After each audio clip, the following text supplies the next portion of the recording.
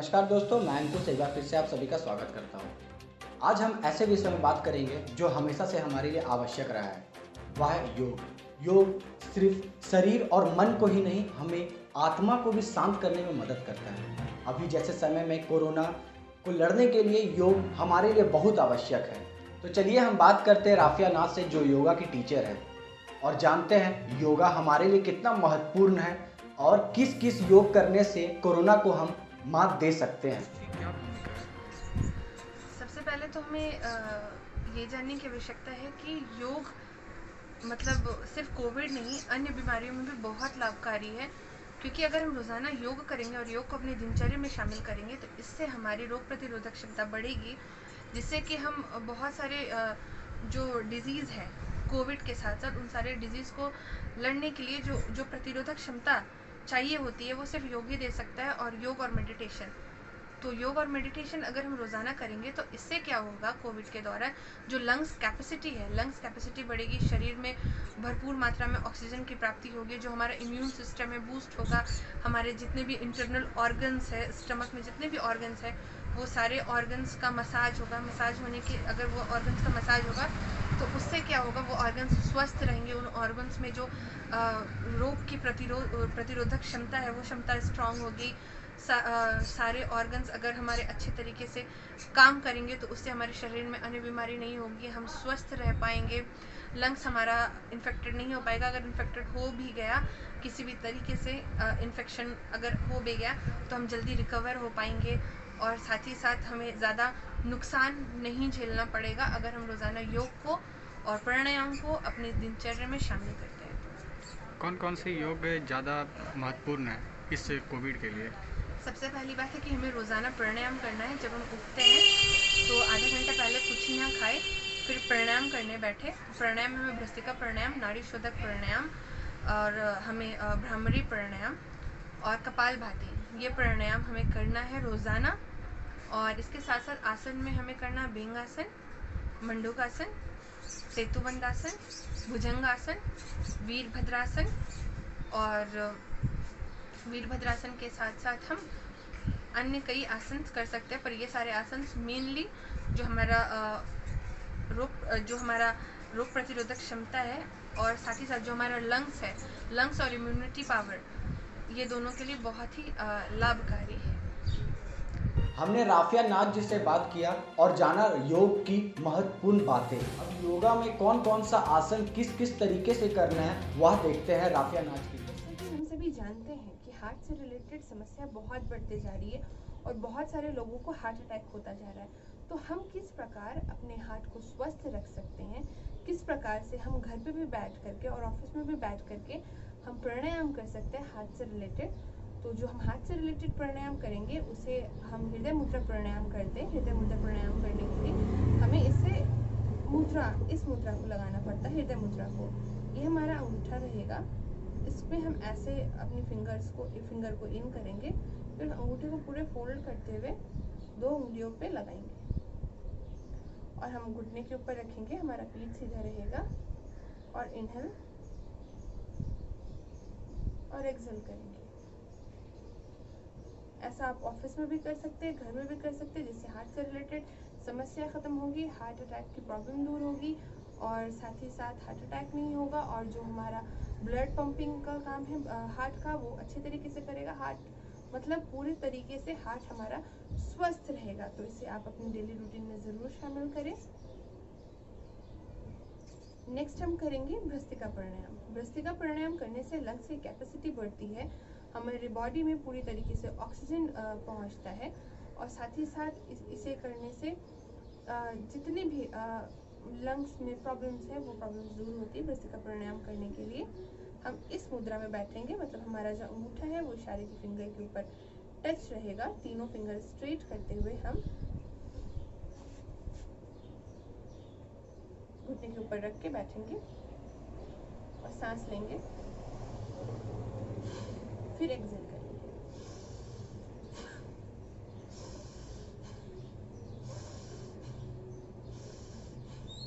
तो इस प्रकार से भ्रस्त्रिका प्राणायाम होता है। तो भ्रस्त्रिका प्राणायाम हम किए। नेक्स्ट हम सीखेंगे कपालभाति कैसे करना है। हमारा राइट हैंड सीधा रहेगा, 2 फिंगर्स इस तरफ, नॉस्ट्रल के ऊपर हाथ, इनहेल, नेक्स्ट नॉस्ट्रल से एक्सेल, फिर जिससे एक्सेल करेंगे उससे से इनहेल, नेक्स्ट नॉस्ट्रल से एक्सेल, फिर जिससे एक्सेल करेंगे उससे से इनहेल। फिर जब हम आँख बंद किए तो दोनों हाथों को रब करेंगे, आईज और चेहरे पे लगाएंगे, फिर हाथों के अंदर ही आँख खोलेंगे। ऐसा हमें 72 टाइम्स से स्टार्टिंग करना है, क्योंकि ये नाड़ी को प्यूरिफाई करता है। हमारे बॉडी में जितने भी वेन्स हैं उन वेन्स को ये प्यूरिफाई करता है। जैसे कि आपके घर में अगर एक पाइप है, उस पाइप के अंदर अगर काई जम जाती है तो उस काई को साफ करने के लिए आप उसे हिलाते हैं, उस पर एयर ब्लो करते हैं, तब जाकर के वो काई निकलती है। सेम इसी तरीके से ये हमारे पूरे बॉडी के जितने भी वेन्स हैं उन सारे वेन्स को ये प्राणायाम ऑक्सीजन पहुंचाता है, क्लियर करता है और उसको प्योरीफाई करता है। तो इस तरीके से 2 प्राणायाम हो गया। अब कपालभाति, ये लंग्स के लिए बहुत ज़्यादा ही फ़ायदेमंद है। इसमें जब हम इनहेल करते हैं और स्टमक से एक्सेल करते हैं तो हमारा प्रेशर बेली बटन पे पड़ता है, और बेली बटन में, क्योंकि हम जानते हैं कि बेली बटन में हमारा अमृत रहता है, जिस अमृत से जितनी भी रोग प्रतिरोधक क्षमता है वो बढ़ती है, और साथ ही साथ हम लोगों से लड़ने के लिए सक्षम बनते हैं, हमारी बॉडी सक्षम बनती है। तो जब हम कपालभाति करेंगे तो दोनों हाथ ज्ञान मुद्रा में, पीठ सीधा, इनहेल और एक्सेल 3 स्टॉक में पहले करना है। फिर आप अगर कंफर्टेबल हो जाए तो आप अपने तरीके से कर सकते हैं। Inhale, exhale, inhale, exhale, inhale, exhale. तो इस प्रकार से कपालभाति हम कर सकते हैं। जानेंगे कि हम मंडूकासन कैसे करते हैं।